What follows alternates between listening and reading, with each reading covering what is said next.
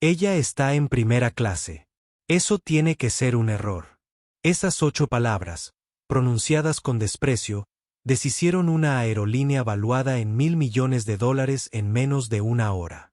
Cuando Maya y Nia, gemelas negras de 15 años, se sentaron tranquilamente en sus asientos asignados de primera clase, no tenían idea de que el sesgo de los asistentes de vuelo encendería una tormenta corporativa. Los sacaron del avión a rastras frente a pasajeros silenciosos y espectadores satisfechos e hicieron una llamada telefónica. Esa llamada no solo canceló un vuelo, desencadenó un desastre que puso fin a su carrera, indignación en los medios y la respuesta despiadada de un padre que dejaría a toda una aerolínea sin aliento.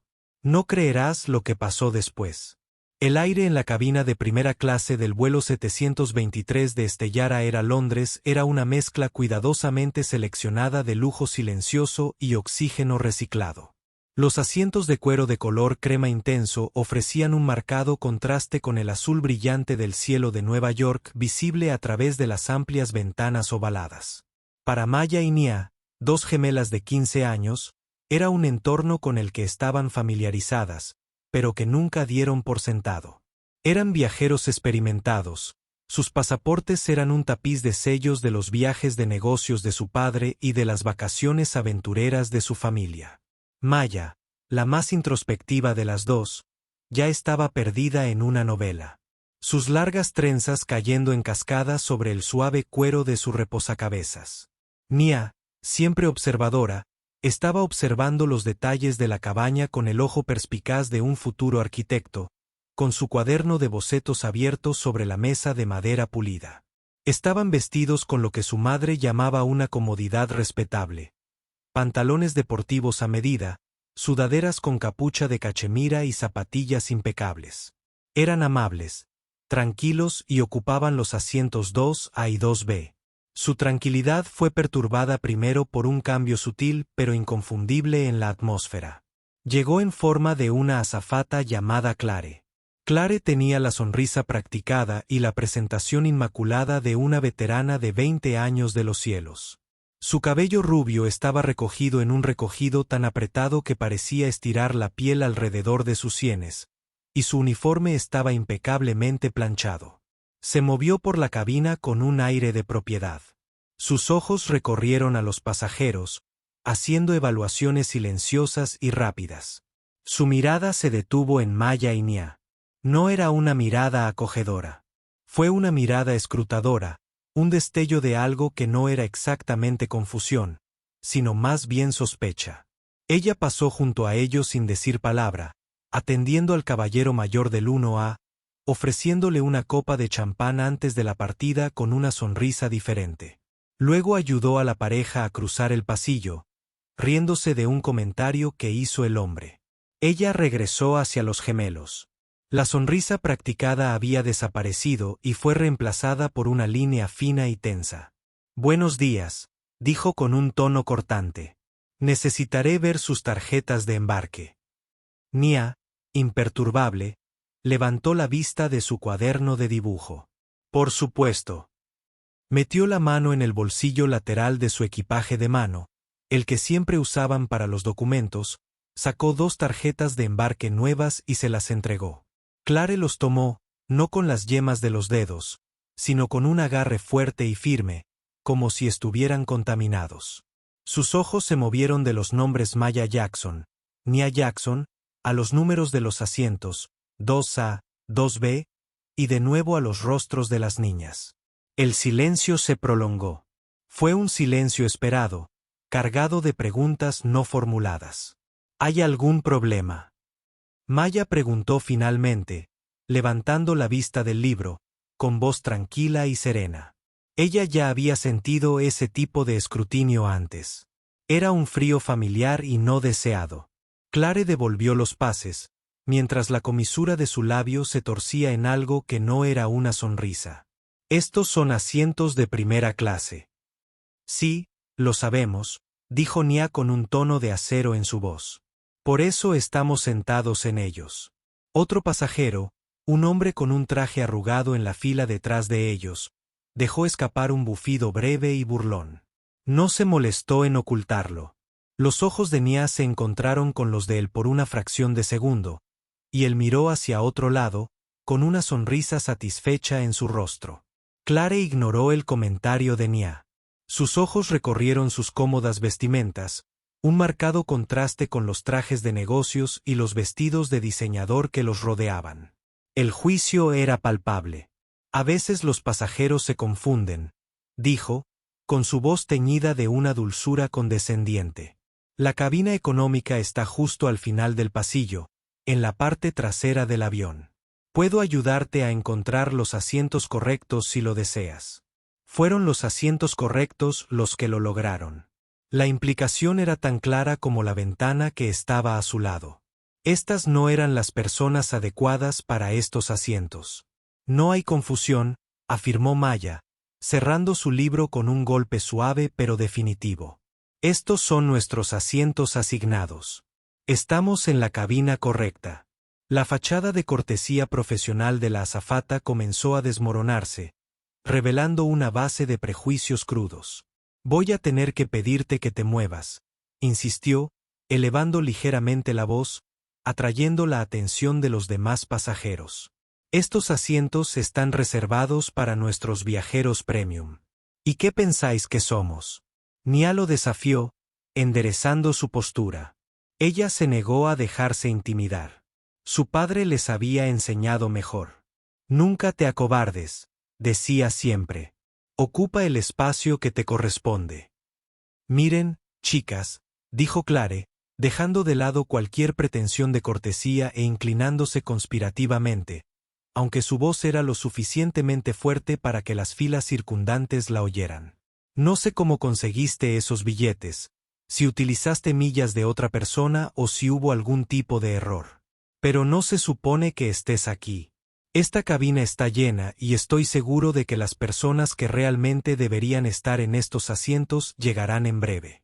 La acusación flotaba en el aire, fea y venenosa. No perteneces.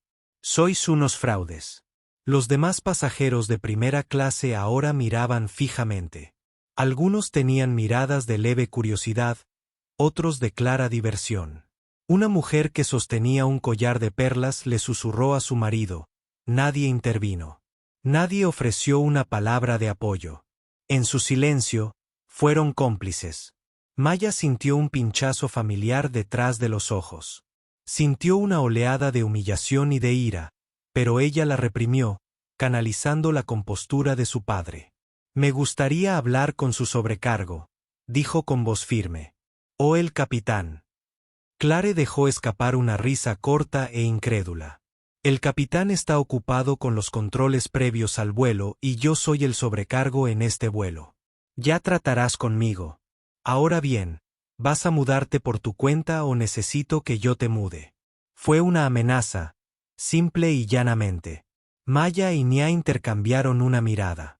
Era una mirada que se cruzaba entre ellos 1000 veces al día, un lenguaje silencioso forjado en el vínculo único del hermanamiento. Pero esta mirada era diferente. Fue una mezcla de miedo, desafío y una férrea resolución compartida. No iban a ninguna parte. No nos moveremos, dijo Nia, su voz resonó con una claridad que atravesó el murmullo de la cabaña. Porque no hemos hecho nada malo. El rostro de Clare se endureció en una máscara de fría furia. Está bien, susurró ella, girando sobre sus talones. Como quieras. Ella marchó hacia la parte delantera del avión, agarrando el teléfono de intercomunicación. Ella estaba de espaldas a ellos, pero podían ver la rigidez de sus hombros y los movimientos bruscos y enfadados mientras hablaba por el auricular. Sabían que la dura prueba estaba lejos de terminar. Estaba apenas empezando. Los 5 minutos que siguieron a la llamada telefónica de Clare se sintieron como una eternidad. La calma preservada de la cabina de primera clase se había evaporado, reemplazada por un silencio tenso y expectante. Los demás pasajeros ya no intentaban ser discretos. Estaban observando abiertamente a Maya y Nia susurrando detrás de sus manos. Sus rostros son una mezcla de lástima, curiosidad morbosa y justificación moralista. El hombre que estaba en la fila detrás de ellos tenía su teléfono afuera, apuntando hacia ellos, aunque fingía estar leyendo un correo electrónico. Las manos de Maya estaban apretadas en puños sobre su regazo, sus nudillos estaban blancos. Se concentró en su respiración, una técnica que su padre le había enseñado para las reuniones de junta bajo alta presión. Entra por la nariz y sale por la boca. Controla lo que puedas controlar. Tu respiración, tu dignidad. Nia estaba sentada muy derecha, con la mirada fija en el respaldo del asiento frente a ella y la mandíbula apretada en una línea de desafío. Ella no les daría la satisfacción de verla llorar. El suave zumbido de la unidad de potencia auxiliar se vio repentinamente interrumpido por el pesado ruido de pasos que subían por el puente de embarque. En la puerta de la cabina aparecieron 2 agentes de seguridad uniformados del aeropuerto, con el rostro sombrío y las manos apoyadas en el equipo que llevaban en el cinturón. Le siguió Clare, que ahora tenía una expresión de autoridad reivindicada. Ellos, dijo, señalando con un dedo perfectamente cuidado a los gemelos. Asientos 2A y 2B. Se niegan a moverse de asientos que no han pagado y están causando disturbios. La acusación fue una mentira deliberada. No habían permanecido más que en silencio hasta que los confrontaron. El único disturbio fue el que la propia Clare había orquestado. Uno de los oficiales, un hombre corpulento, de cuello grueso y con una etiqueta con el nombre Donnelly, entró en la cabina. Tenía la mirada cansada e impaciente de un hombre que lidiaba con problemas todo el día y no tenía tiempo para matices. Señorita, dijo, dirigiéndose a ambas. Su voz era fuerte, oficial y completamente carente de empatía. Nos han informado que están en los asientos equivocados y se niegan a cooperar con la tripulación. Necesitamos que recojan sus pertenencias y vengan con nosotros. Pero estos son nuestros asientos, protestó Maya, con la voz ligeramente temblorosa a pesar de sus mejores esfuerzos. Tenemos nuestras tarjetas de embarque. Podemos mostrarle nuestros correos electrónicos de confirmación. Nuestro padre reservó estos billetes. Todo el mundo tiene una historia, chico. El segundo oficial, más joven y delgado, dijo con un suspiro cínico. Solo necesitamos que bajes del avión para que podamos solucionar esto. El vuelo se está retrasando. No estaba equivocado. La voz del capitán resonó en el sistema de megafonía. Amigos, les presento al capitán Anderson. Estamos lidiando con un pequeño problema de embarque en estos momentos y agradecemos su paciencia. Esperamos tenerlo resuelto pronto y seguir adelante. Un gemido colectivo recorrió la cabina. Los demás pasajeros ahora veían a los gemelos no solo como intrusos, sino como la causa directa de sus inconvenientes. Los susurros se hicieron más fuertes, más hostiles. Deberían irse ya. ¿Cuál es el problema? Solo muévete. Algunas personas se sienten con demasiado derecho. La ironía de ese último comentario fue un golpe físico. No nos moveremos, dijo Nia, con voz baja y temblorosa por una rabia que ya no podía contener. Estás cometiendo un error. Un gran error. La paciencia del oficial Danny se acabó. Eso es todo. Hemos terminado de hablar. Hizo un gesto hacia su compañero. Vamos. Extendió la mano hacia el brazo de Maya. En el momento en que sus dedos se envolvieron alrededor de su bíceps, un interruptor se activó. La injusticia teórica se convirtió en una aterradora realidad física. Ella se estremeció y se apartó instintivamente. No toques a mi hermana, gritó Nia, con la voz marcada por el pánico. Ella hizo un movimiento para interponerse entre ellos, pero el segundo oficial la bloqueó de inmediato. Su presencia era un muro intimidante. Lo que ocurrió a continuación fue una mezcla de vergüenza e impotencia. Donnelly, con un agarre firme e inquebrantable, sacó a Maya de su asiento. Ella se tambaleó hacia el pasillo y su libro cayó al suelo. Ella no estaba peleando. Ella no se resistía. Pero la estaban tratando con la fuerza que se usaría contra un criminal. Su sudadera de cachemira se arrugó y, por un momento mortificante, Se sintió como una niña siendo disciplinada frente a una multitud de extraños. Entonces el oficial más joven tomó el brazo de Nia, y aunque fue un poco menos brusco, la intención era la misma. La empujó hacia el pasillo detrás de su hermana.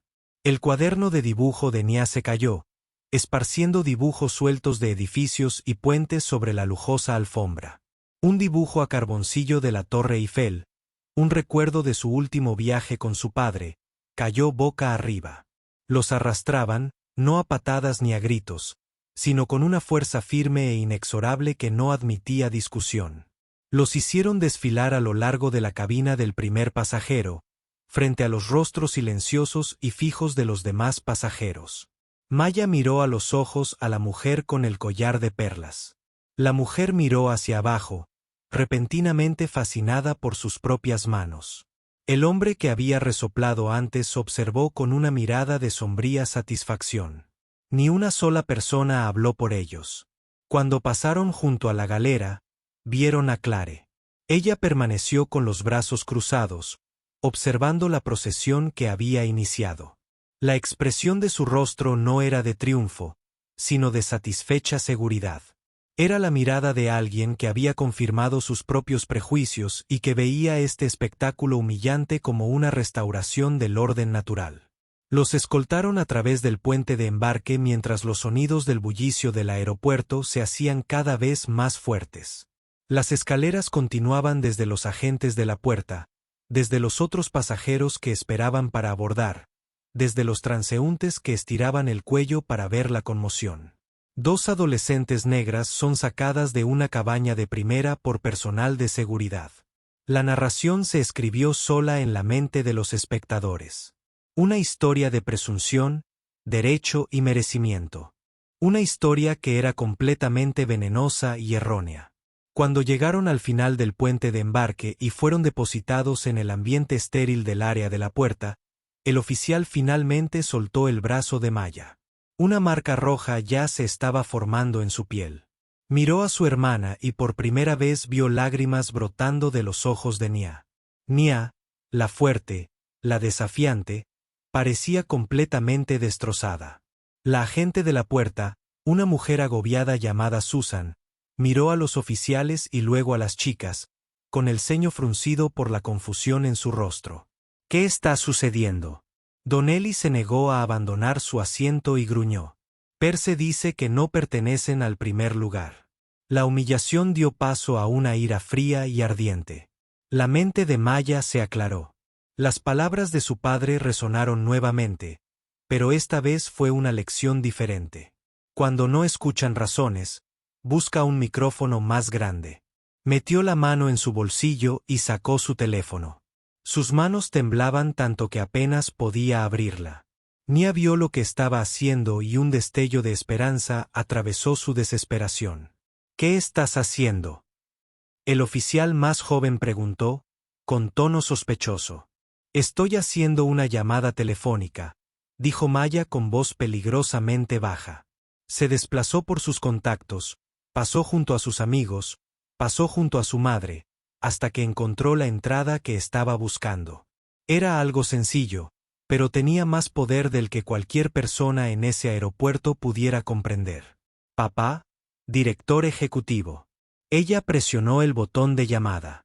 Sonó una vez, 2 veces, y luego su voz, tranquila y familiar, llegó a través del altavoz. Maya, ¿está todo bien, cariño? Deberías partir pronto. Maya respiró temblorosamente. Papá, dijo ella y se le quebró la voz. Nos acaban de sacar del avión a rastras. El silencio al otro lado de la línea era infinito, apenas un segundo. Pero en su interior, Marcus Jackson procesó las palabras de su hija, el parloteo de fondo de su oficina en el centro de Manhattan, el apagado clic de los teclados, las distantes sirenas de la ciudad. Todo se desvaneció. El mundo se redujo a esa única frase agrietada. Nos acaban de sacar del avión a rastras. Marcus Jackson no era un hombre dado a mostrar abiertamente sus emociones. Había construido su imperio tecnológico, una empresa multimillonaria de inteligencia artificial y logística llamada Logic Core, sobre la base de datos fríos y duros, y una lógica imperturbable. Superó adquisiciones hostiles y caídas del mercado con el mismo pulso firme. Pero en ese momento, una rabia glacial, pura y absoluta, comenzó a formarse en su pecho. ¿Dónde estás ahora mismo, Maya? Su voz sonaba de una calma sobrenatural. Una decisión deliberada. El pánico no serviría de nada. El control lo era todo. Estamos en la puerta. Puerta C-32. Hay agentes de seguridad. Aquí. Papá, me lastimaron el brazo. Oyó a Nia empezar a sollozar en silencio de fondo. Fue un sonido que lo desgarró. Giró en su silla ergonómica, con la mirada fija en la vista panorámica de la ciudad, aunque no vio nada.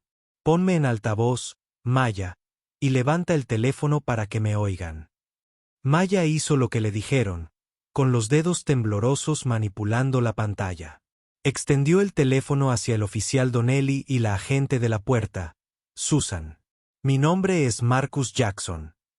Su voz resonó desde el pequeño dispositivo, nítida y resonante, con una autoridad inconfundible. Soy el padre de las dos jovencitas que acabas de agredir físicamente y expulsar de su vuelo. Tienen 15 años. También soy el titular de los boletos para los asientos 2A y 2B del vuelo 723 de Stellara Air Fleet. Los boletos se compraron con mi tarjeta personal American Express Centurion.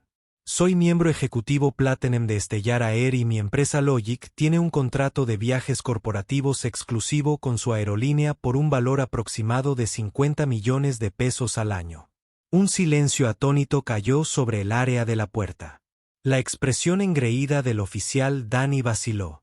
Los ojos de la agente de puerta Susan se abrieron y su rostro palideció. Ella comenzó a escribir furiosamente en su terminal de computadora, sus dedos volando por el teclado. Marcus continuó, bajando la voz a un tono peligrosamente bajo y preciso. Ha cometido un error de juicio catastrófico. Quiero los nombres del asistente de vuelo que inició esto y de los oficiales de seguridad que pusieron las manos sobre mis hijos. Donnelly arrastró los pies y su bravuconería se evaporó bajo el peso de las palabras de Marcus. Señor, solo estábamos siguiendo el procedimiento. ¿Su procedimiento? Marcus cortó su voz como si fuera hielo picado. Implicó retirar físicamente a dos pasajeros adolescentes que estaban legal y legítimamente en sus asientos con base en la evaluación prejuiciosa de uno de sus empleados. Esto no es un procedimiento. Eso es un asalto. Ahora dame los nombres. Susan miró su pantalla y se quedó sin aliento. La información que recibió lo confirmó todo. Las entradas eran legítimas. La cuenta corporativa era una de las más grandes de la aerolínea. Una cascada de banderas rojas y alertas de alta prioridad comenzaron a parpadear junto al nombre de Jackson. Miró a las dos chicas que estaban allí de pie con sus sudaderas con capucha, luciendo jóvenes y asustadas, y luego volvió a mirar a los oficiales impasibles y un horror creciente la invadió. El nombre de la sobrecargo es Clare Sterling. Ella tartamudeó y decidió en una fracción de segundo que la cooperación era su único camino hacia la supervivencia. Los oficiales, antes de que ella pudiera terminar, la voz de Marcus la interrumpió nuevamente. Eso es suficiente por ahora, Susan. Agradezco su ayuda. Ahora, por favor escuchen con mucha atención. Estoy hablando por teléfono con mi asistente ejecutivo, quien actualmente se encuentra en conferencia con el director ejecutivo de Stellara Air, el señor Robert Albrecht. Resulta que tengo su número de celular personal. Mientras esperamos que recoja, quiero que hagas algo por mí. Quiero que te pongas en contacto con ese avión por el intercomunicador. Quiero informarle al capitán Anderson que el vuelo 723 no irá a Londres. Hoy no. Está cancelado. Susan miró el teléfono como si fuera una serpiente venenosa. Señor, no puedo hacer eso. No tengo la autoridad. Lo harás ahora, dijo Marcus simplemente. Porque en unos 30 segundos, tu CEO te va a dar esa autoridad. Mis hijas fueron humilladas públicamente. Fueron tratados como criminales delante de un avión lleno de pasajeros. Ahora todo el avión comparte las molestias. Nadie se va a ninguna parte. Al otro lado de la línea, la asistente de Marcus, una mujer hipereficiente llamada Sara, susurró. El señor Albrecht está en la línea. Señor, la saludó Marcus. Robert, dijo, y su tono pasó de la rabia de un padre a la furia fría de un director ejecutivo. Marcus Jackson. Tenemos un problema. Un problema de $50 millones al año que actualmente se encuentra en la puerta C-32 del aeropuerto JFK. Describió la situación de manera breve y clínica. Él no gritó. No lo necesitaba. Los hechos expuestos fueron suficientemente condenatorios. De vuelta en la puerta, sonó el teléfono de Susan. Era la línea directa de operaciones. Ella respondió con mano temblorosa. Ella escuchó por un momento. Su rostro era una máscara de incredulidad. Ella murmuró, sí, señor, lo entiendo. Inmediatamente colgó, respiró profundamente y presionó el botón del sistema de megafonía de toda la puerta. Su voz tembló cuando hizo el anuncio. Atención pasajeros del vuelo 723 de Stellara Airflight con destino a Londres. Este vuelo ha sido cancelado. Un jadeo colectivo seguido de un alboroto se escuchó entre los pasajeros que esperaban para embarcar. Dentro del avión, el anuncio habría sido recibido con estupefacción y confusión. Luego Susan cogió el teléfono de la cabina del avión. Capitán Anderson. Ella es Susan en la puerta. Por orden ejecutiva de la oficina del CEO, el vuelo 723 queda cancelado. Repito, el vuelo está cancelado. Todos los pasajeros deben desembarcar. A bordo del avión, el capitán Anderson, un piloto veterano que creía haberlo visto todo, estaba estupefacto. Se quedó mirando a su primer oficial. ¿Cancelado por la oficina del CEO? ¿Qué está pasando? Abajo, en la cabina de primera clase, Clare Sterling, que estaba presumiendo de su victoria, sintió que un terror frío la invadía. Cancelado. No tenía sentido entonces sus ojos se posaron en los dos asientos vacíos, los asientos 2A y 2B. Y supo con una certeza que la heló hasta los huesos que este caos sin precedentes se debía a las dos chicas a las que acababa de obligar a bajar del avión. Maya y Nia se quedaron mirando mientras los primeros pasajeros que desembarcaban comenzaban a salir del puente de embarque. Sus rostros eran una nube de confusión y de ira.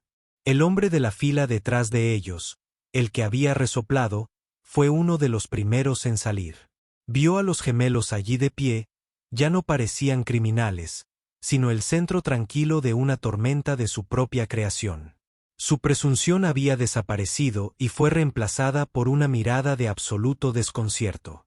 Abrió la boca para decir algo, pero luego la cerró, sacudiendo la cabeza y saliendo furioso para unirse a la creciente y caótica multitud en el mostrador de atención al cliente.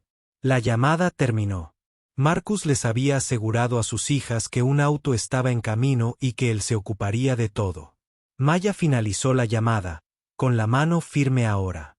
Miró a Nia, cuyas lágrimas se habían secado, reemplazadas por una mirada de asombro.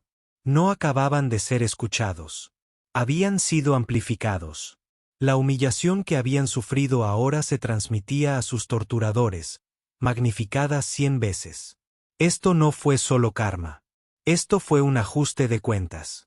La cancelación de un vuelo internacional con todos los pasajeros a bordo no es un acontecimiento menor. Se trata de un maremoto logístico y la puerta C-32 se convirtió en su caótico epicentro. La incredulidad inicial de los pasajeros dio paso a una energía frenética y furiosa. Los viajes de negocios se arruinaron. Las vacaciones se evaporaron. Se perdieron las conexiones.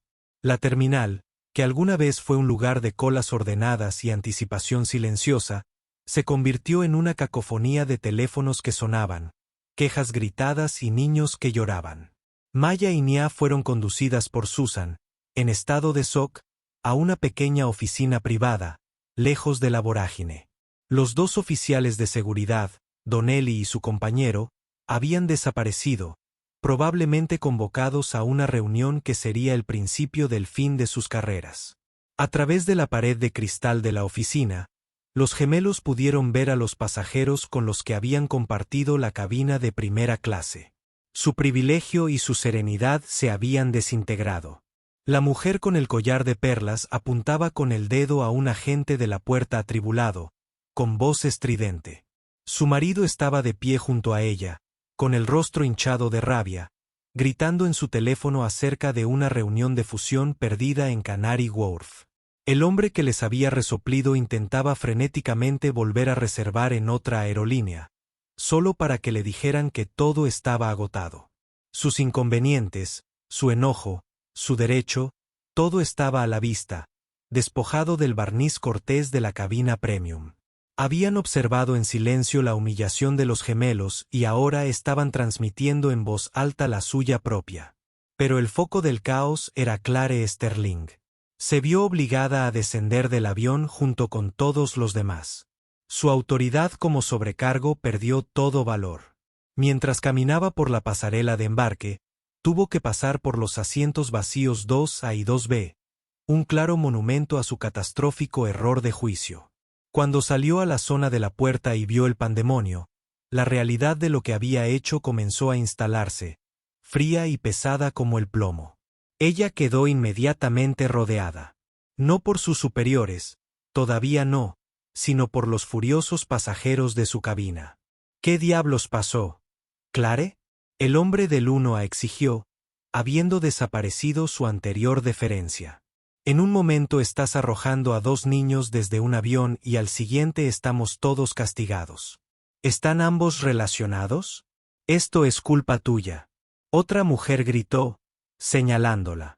Tú lo hiciste. Clare intentó refugiarse en su formación profesional para proyectar calma y control. Damas y caballeros, por favor. Hubo un problema de seguridad. ¿Un problema de seguridad? El hombre se burló. El único problema de seguridad fue que usted perfiló racialmente a 2 niños. Todos lo vimos. Te escuchamos. Este fue quizás el golpe más sorprendente. Las mismas personas que habían permanecido en complicidad silenciosa ahora se estaban volviendo contra ella, usando sus acciones como punto focal de su propia rabia y frustración. Necesitaban un chivo expiatorio y ella lo fue. Su silencio no había sido necesariamente un acuerdo con ella, sino un deseo de evitar involucrarse. Ahora que estaban involucrados y profundamente incomodados, su tono había cambiado por completo. La moral se había convertido en una cuestión de conveniencia. El teléfono proporcionado por la aerolínea comenzó a sonar. Era el gerente de la estación JFK. Su voz no era el tono colegial al que estaba acostumbrada. Fue un corte frío y furioso. Sterling, mi oficina ahora. Y trae a tu representante sindical. Los vas a necesitar. La línea se cortó. Su caminata hasta la oficina del gerente de la estación fue una caminata de vergüenza. Los colegas que conocía desde hacía años apartaron la mirada. Los agentes de la puerta susurraban mientras ella pasaba. La noticia se extendió como un reguero de pólvora entre la unida comunidad de empleados del aeropuerto. Clare Sterling consiguió que le cancelaran un vuelo 777 a Londres.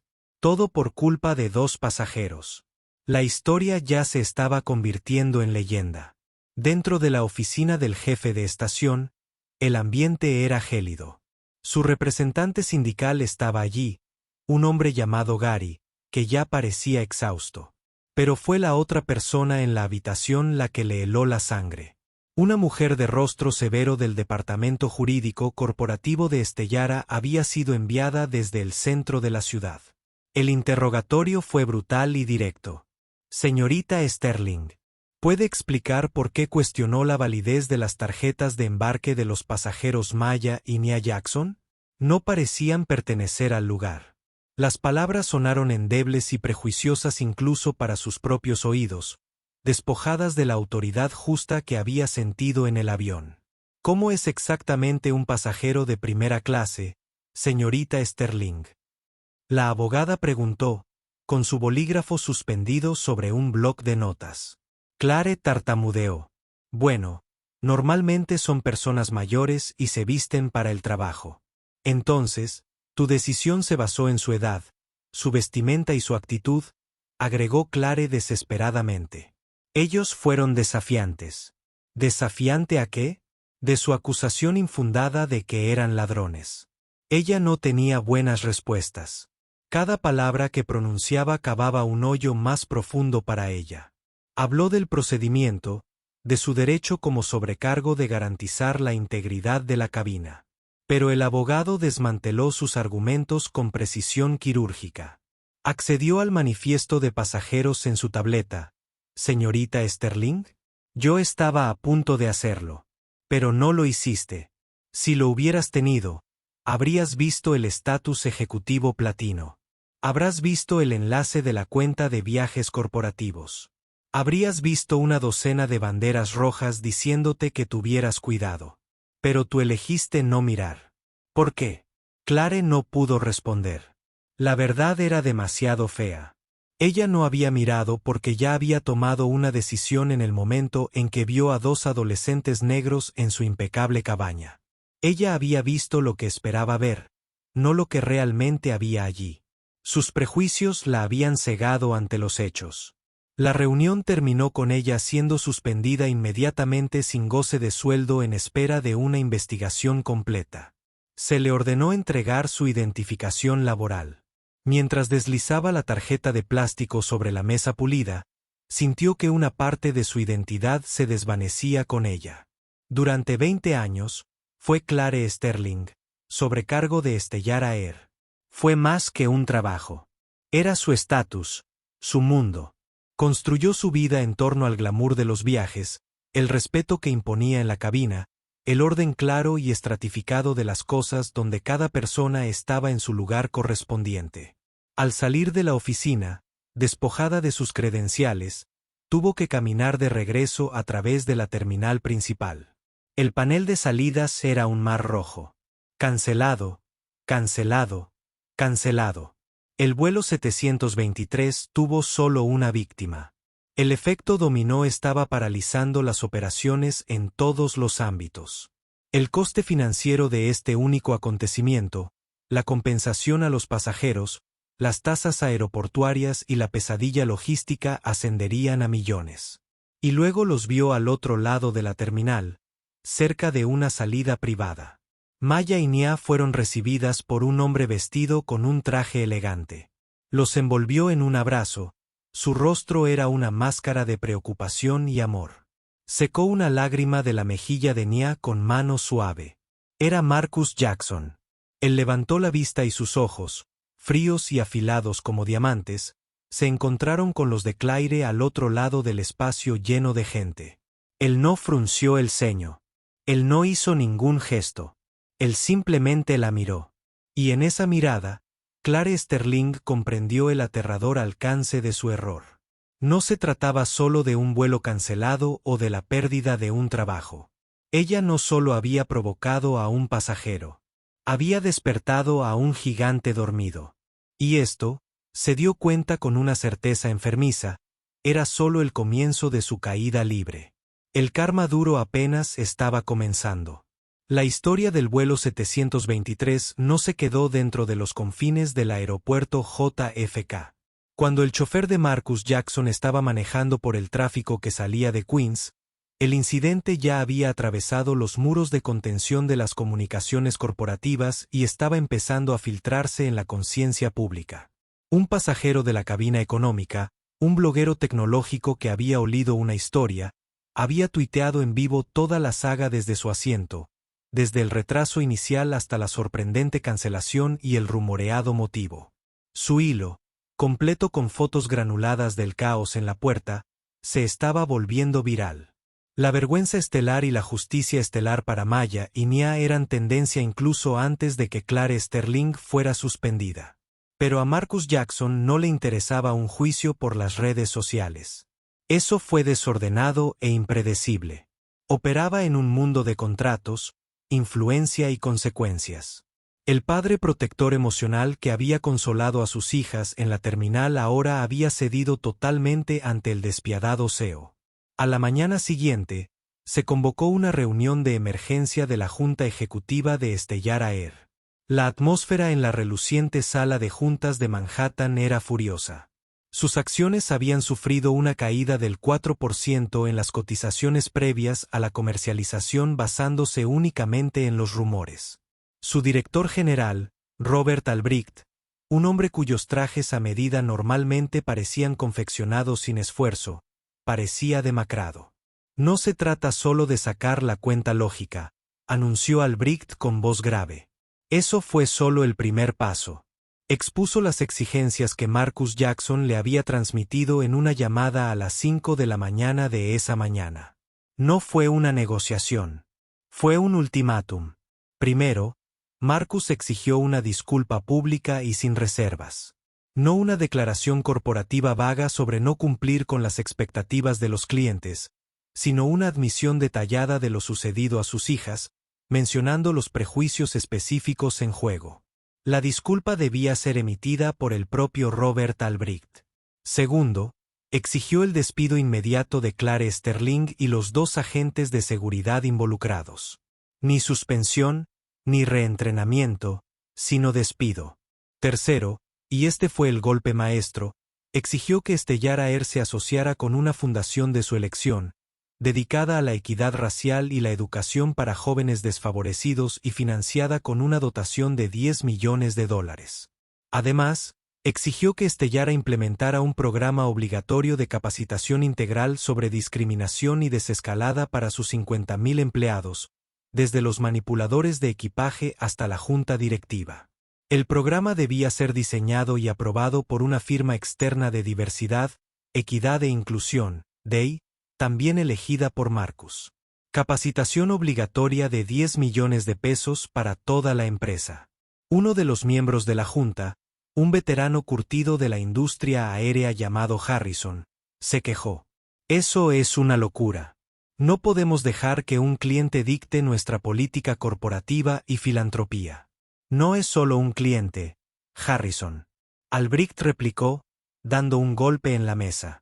Es Marcus Jackson. ¿Tienes idea de con cuántos otros directores ejecutivos habla? ¿En cuántas juntas directivas participa? El software de logística de Layique está integrado en las cadenas de suministro de la mitad de las empresas de Fortune 500. Es uno de los hombres más respetados y con más conexiones en los negocios globales. Ya no se trata de la cuenta de $50 millones. Se trata de nuestra marca. Lo está presentando como una prueba. El mundo está observando para ver cómo respondemos. Albrecht sabía la verdad. Jackson los tenía en vilo. Si se negaban, no se llevaría su negocio a otra parte. Se convertiría en un activo, un opositor vocal y devastadoramente efectivo de su aerolínea. Hablaría del incidente en conferencias, entrevistas y conversaciones privadas con otros líderes corporativos. Usaría su inmensa plataforma para presentar a Stellar Air como un refugio para los prejuicios, una reliquia de una era pasada. El daño a la reputación sería incalculable, eclipsando el costo de sus demandas. La Junta debatió, argumentó y finalmente capituló. No tenían opción. Marcus Jackson había aprovechado su único y desagradable acto de discriminación para convertirlo en un referéndum sobre toda su esencia corporativa, y tenía el poder de hacer que su fracaso fuera muy público y muy costoso. Las consecuencias para Clare Sterling fueron rápidas y brutales. Fue despedida, al igual que los 2 directivos. La apelación de su sindicato fue un fracaso perfuncter. Las pruebas en su contra eran demasiado públicas y demasiado condenatorias. Stellar la arrojó a los lobos para salvarse. La carrera que había dedicado 2 décadas a construir fue aniquilada en un solo día. Pero el karma fue más complejo que simplemente perder su trabajo. La historia, ahora confirmada oficialmente por las aerolíneas, atormentando al público. La disculpa estaba por todas partes. Su nombre, en algunos rincones de Internet, su foto se asociaron al incidente. Se convirtió en el rostro de cierto tipo de privilegio racista. La Karen del avión de la semana. La desalojaron de su apartamento en un barrio codiciado. El propietario citó una cláusula que prohibía desprestigiar la propiedad. Amigos que conocía desde hacía años, muchos de los cuales también trabajaban para la aerolínea, la ignoraron. No podían permitirse que se les asociara con su toxicidad. Intentó encontrar trabajo en otras aerolíneas, pero era radiactiva. Nadie la tocaría. El giro definitivo, el más irónico, llegó aproximadamente un mes después. Arruinada, humillada y desesperada, Clare se vio obligada a vender su coche, sus bolsos de diseñador, las trampas de la vida que había construido con tanto cuidado.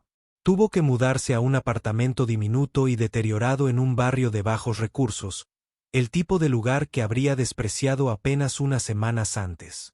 Para llegar a fin de mes, aceptó el único trabajo que pudo conseguir, trabajando en el turno de noche como limpiadora. Su nuevo uniforme no estaba impecable. Un traje aéreo estelar, pero un mono de limpieza monótono y desajustado. Una noche, mientras fregaba el suelo de un gran y reluciente edificio de oficinas en el centro de Manhattan, miró el directorio del vestíbulo. Y allí estaba, grabado con letras cromadas en la parte superior. Lógicamente, la oficina del director ejecutivo, Marcus Jackson. Estaba limpiando los suelos del hombre a cuyos hijos había perjudicado. El hombre cuya furia silenciosa y controlada había desmantelado sistemáticamente toda su existencia. Había juzgado a dos jóvenes por su apariencia y asumido que no pertenecían a un mundo de privilegios. Ahora era ella la que estaba afuera, invisible, fregando los suelos de ese mismo mundo. Un fantasma viviente en el imperio que el padre de su víctima había construido. Este era el karma duro. No era solo un castigo. Era una ironía perfectamente construida, aplastante para el alma. No solo había caído en desgracia. Había aterrizado en el mismo lugar que sus prejuicios habían reservado para los demás. Un año puede parecer una vida entera, o puede pasar en un abrir y cerrar de ojos.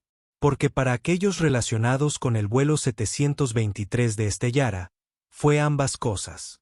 El incidente en sí se convirtió en un punto fijo en el tiempo, una herida en la cronología de sus vidas. Pero la sanación o la supuración fue un proceso lento y cotidiano, una evolución silenciosa que tuvo lugar mucho después de que el ciclo de noticias hubiera pasado a otro plano. El mundo presenció una historia de castigo corporativo y karma satisfactorio. Pero la realidad para quienes estaban en el corazón era mucho más compleja. Un paisaje de cicatrices sutiles, la dura sabiduría de una sola persona y la implacable naturaleza destructiva de las consecuencias. Para Maya y Nia, las consecuencias iniciales no fueron un desfile de la victoria, sino un trauma silencioso y sofocante. El mundo celebró el poder de su padre, pero ellas se vieron obligadas a lidiar con su propia impotencia. Esa sensación de ser señaladas, de que su identidad fuera utilizada como arma en su contra, de ser dominadas físicamente mientras una multitud de adultos observaba en silencio el ascenso, no se desvaneció simplemente con la cancelación del vuelo. Permaneció como un residuo tóxico en sus mentes. Maya, que siempre había encontrado consuelo en el orden silencioso de libros y lógica, encontró su mundo interior asediado por el caos. En las semanas siguientes, la acosaron pesadillas. No sobre el evento en sí, sino sobre escenarios surrealistas y angustiosos, como perderse en interminables pasillos idénticos del aeropuerto, mostrar billetes que se convertían en polvo en sus manos, hablar sin emitir ningún sonido. Desarrolló una aversión física a los espacios llenos de gente. Un viaje al centro comercial terminaba en una repentina e inexplicable necesidad de huir, con el corazón latiendo con fuerza contra sus costillas, el parloteo ambiental del patio de comida sonando como los susurros acusatorios de la cabina de primera. Su padre, Marcus, reconoció las señales del trauma y organizó terapia. Pero su sanación más profunda provino de las conversaciones nocturnas que comenzaron a tener. No eran sermones, sino conversaciones crudas y vulnerables. Una noche, al encontrarla mirando por la ventana de su habitación, sin poder dormir, se sentó a su lado. «¿Sigues ahí, verdad?», preguntó en voz baja. «En el avión». Ella asintió, con lágrimas en los ojos. Sigo viendo sus caras, papá. La mujer con el perlas. Me miró fijamente y luego apartó la mirada como si yo no fuera nada, como si no valiera ni una palabra. Marcus no ofreció clichés. Ofreció una parte de sí mismo. Cuando tenía 25 años, empezó hablando en voz baja. Era la única ingeniera negra de mi división en mi primer trabajo tecnológico. Diseñé un código que solucionó un error importante. En la presentación, mi jefe lo presentó como si fuera su propio trabajo. Se paró al frente de la sala usando mis diapositivas, explicando mi lógica. Me senté atrás como todos los demás. Quería gritar. Quería levantarme y llamarlo ladrón, pero sabía que si lo hacía, no sería el héroe. Sería el hombre negro furioso. Sería el que causaría el alboroto. Así que guardé silencio. Y esa noche, volví a casa y sentí una vergüenza tan profunda que era como si me ahogara. La vergüenza de no haber dicho nada. Maya lo miró, no viendo al intocable director ejecutivo, sino a un hombre que había sentido la misma punzada que ella. ¿Y qué hiciste? ¿Hacer? Susurró. Me quedé, dijo. Y trabajé el doble. Me hice tan valiosa, tan innegablemente brillante que no podían ignorarme. Lo documenté todo. Forjé alianzas. Y un año después, cuando ese mismo jefe intentó atribuirse el mérito de otro de mis proyectos, no tuve que gritar. Simplemente presenté mis propios datos, mi propia documentación a sus superiores. No me enojé. Me desquité y lo hice dentro del sistema que construyeron. Usé sus reglas en su contra. Esa malla es lo que le hicimos a Stellar Air. Tu silencio en ese avión no fue debilidad. Fue reunir fuerzas. Tu llamada a mí fue presentar tus datos. El trauma de Nia se manifestó de otra manera. La arquitecta en ciernes que una vez vio el mundo como una serie de hermosas estructuras para ser admiradas y dibujadas ahora veía sus debilidades ocultas, sus diseños hostiles. Su cuaderno de bocetos, antes lleno de elegantes líneas elevadas, se llenó de imágenes oscuras y defensivas. Dibujó edificios que parecían fortalezas con muros altos, pocas ventanas y líneas angulares afiladas. Su arte se convirtió en una expresión de su recién descubierta desconfianza en el mundo. Ella, la gemela más sociable, se volvió callada y atenta. En la escuela, se sentaba al fondo del aula, observando a sus compañeros, preguntándose cuál de ellos apartaría la mirada si ella estuviera en problemas. La experiencia le había enseñado una lección brutal de física social. La apatía del espectador era una fuerza tan poderosa como la gravedad. Su punto de inflexión no llegó con una charla, sino con una acción. Meses después, Marcus llevó a las gemelas a la inauguración del primer centro juvenil comunitario financiado por la Fundación Stellara. Estaba en una parte de la ciudad que rara vez visitaban, un barrio vibrante y carente de recursos. Al entrar, vieron a docenas de niños negros y morenos usando computadoras nuevas, jugando al ajedrez y trabajando con tutores en un espacio luminoso y bellamente diseñado. Nia observó a una niña, de no más de 10 años, dibujando en una mesa, con el rostro concentrado. La niña estaba dibujando una casa, y no era una fortaleza. Era abierta, con una gran puerta, muchas ventanas y el humo se elevaba alegremente desde la chimenea. En ese momento, algo en el interior de Nia cambió. Vio que la respuesta de su padre no había sido solo un castigo. Se trataba de construir. Se trataba de construir algo nuevo y esperanzador a partir de los restos de algo feo. Esa noche, abrió su cuaderno de bocetos en una página nueva. Empezó a dibujar un nuevo tipo de edificio. Era una biblioteca, pero circular, con paredes de cristal para que todos los de dentro pudieran ver hacia afuera y todos los de fuera pudieran ver hacia adentro. No había rincones oscuros, ni lugares ocultos. Era un diseño construido sobre el principio de la transparencia, de la seguridad a través de la comunidad. Había encontrado su nuevo lenguaje arquitectónico. No diseñaría fortalezas para mantener al mundo fuera. Diseñaría espacios que desafiaran al mundo a ser mejor. Maya encontró su voz en el ámbito formal del equipo de debate de la escuela secundaria, donde su primer tema elegido fue el sesgo implícito como amenaza a la seguridad pública. Le temblaban las manos al acercarse al podio. Pero su voz, al salir, era clara y fuerte, resonando con la autoridad de la experiencia vivida. Las gemelas habían integrado su trauma. Ahora era un parte de su ADN, una fuente de profunda fortaleza y un propósito compartido e inquebrantable. Dentro de las torres de cristal de Stellar Air, el mandato Jackson, como algunos lo apodaron con amargura, fue un terremoto corporativo. La capacitación sobre sesgos en toda la compañía, diseñada por una prestigiosa firma de diversidad, equidad e inclusión, DEI, fue implacable e incómoda. Robert Albrecht insistió en asistir personalmente a una de las primeras sesiones para tripulaciones de vuelo. Se sentó en la parte de atrás, escuchando mientras un facilitador explicaba a sus empleados situaciones que les resultaban escalofriantemente familiares.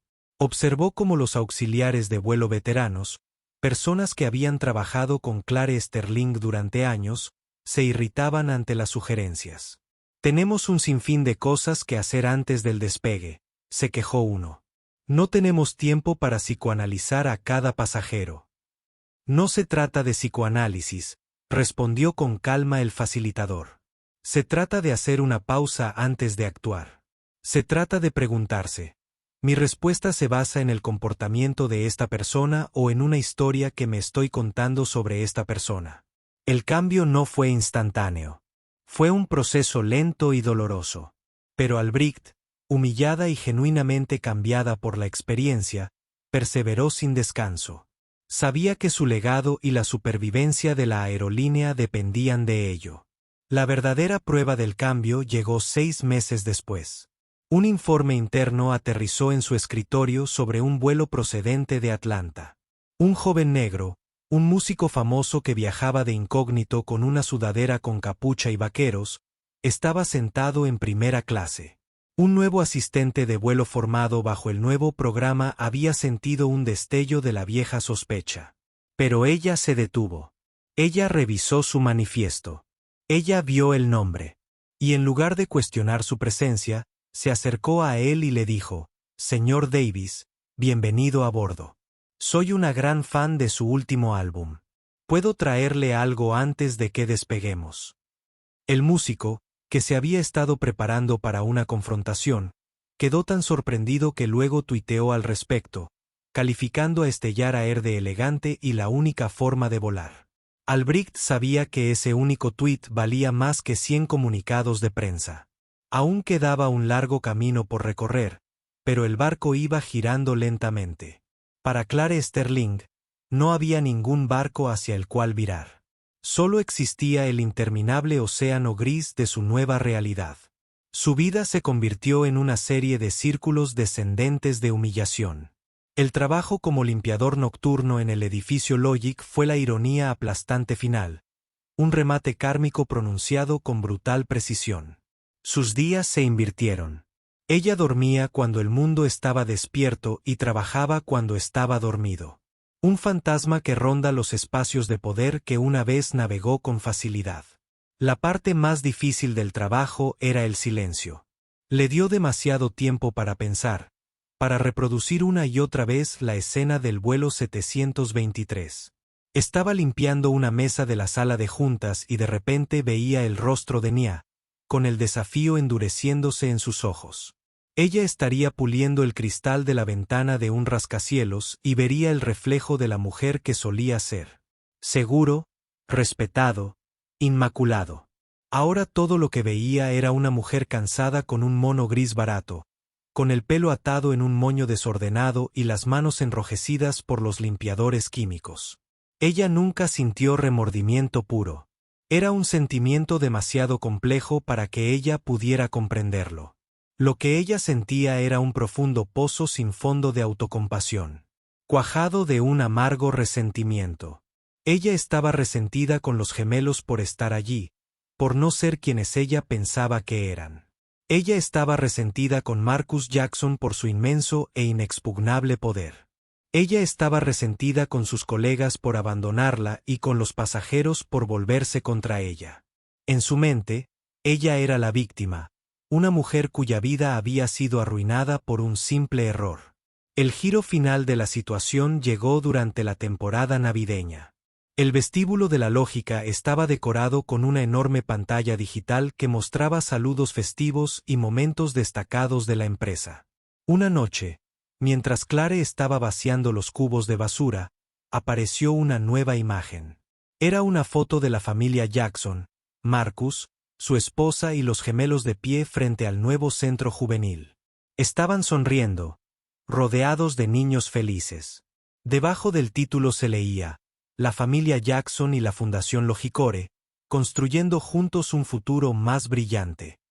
Clare se quedó congelada, con su mano agarrando una bolsa de basura medio vacía. Ella miró sus rostros, radiante de propósito. Eran constructores. Estaban creando algo.